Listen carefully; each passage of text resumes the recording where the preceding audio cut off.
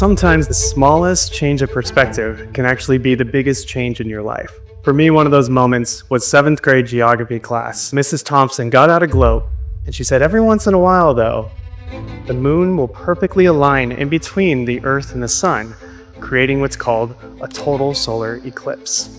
That was the day that my love for astronomy started. I knew of this eclipse coming up August 21st, 2017. Where do you go for this once-in-a-lifetime moment? And this also was the most photographed moment in human history. Alaska Airlines came out with a contest that they're going to send out one of their aircraft, and it's already fully reserved to astrophysicists and astronauts and eclipse chasers. But they were keeping one seat open on this plane to be on the flight with them. And they finally announced the winner, and I lost. Thank you.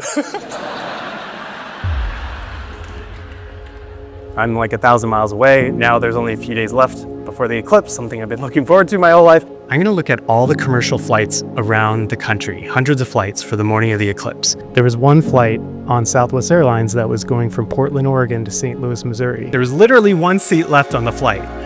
I book it without thinking. Biggest thing I'm nervous about, it's Southwest Airlines and they don't have any assigned seating and I really need a window seat. So I get to the airport, right? Then I get to my gate and it's 25 minutes delayed. Finally, somebody comes onto the PA system and she says, we deliberately delayed the flight just right to ensure that we'll be inside the moon's shadow. Oh, thank God.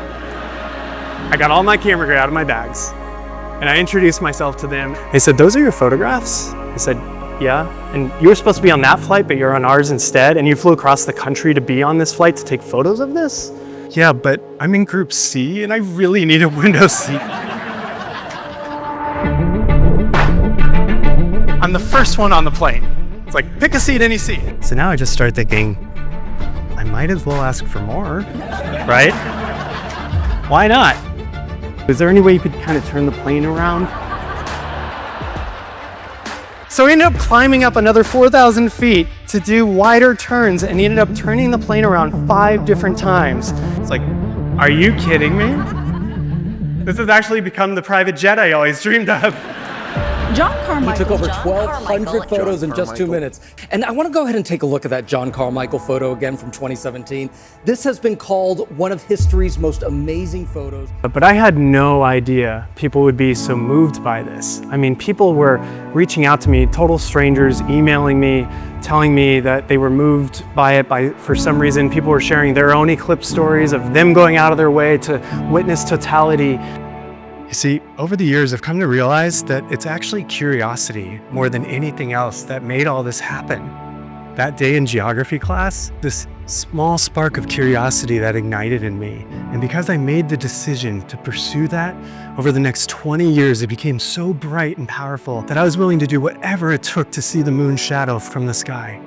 You see, when you have that kind of mindset, the eclipse mindset, you no longer see problems as problems anymore. Here's this guy who took a dream from childhood and made it a reality. Just keep that drive and keep that curiosity going. Everybody should hear this. I mean, it's truly touching. There's not enough words. I don't know what to say. It really was beyond life-changing, and it really made you just want to pursue more and do more, and it just made you look further into yourself and that things happen for a reason. I want to show you all 108.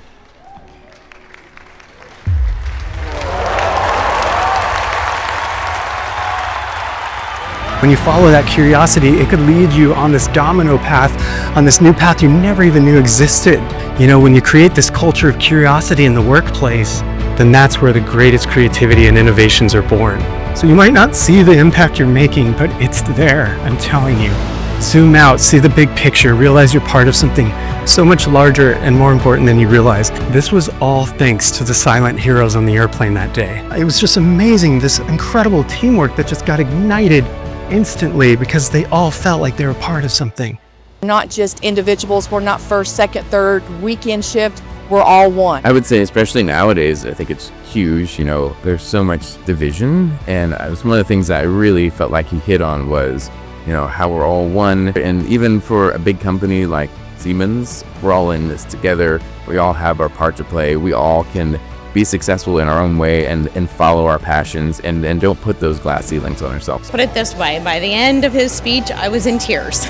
Don't be afraid to ask unreasonable questions, because you never know what will happen when the answer is yes. Thank you all so much.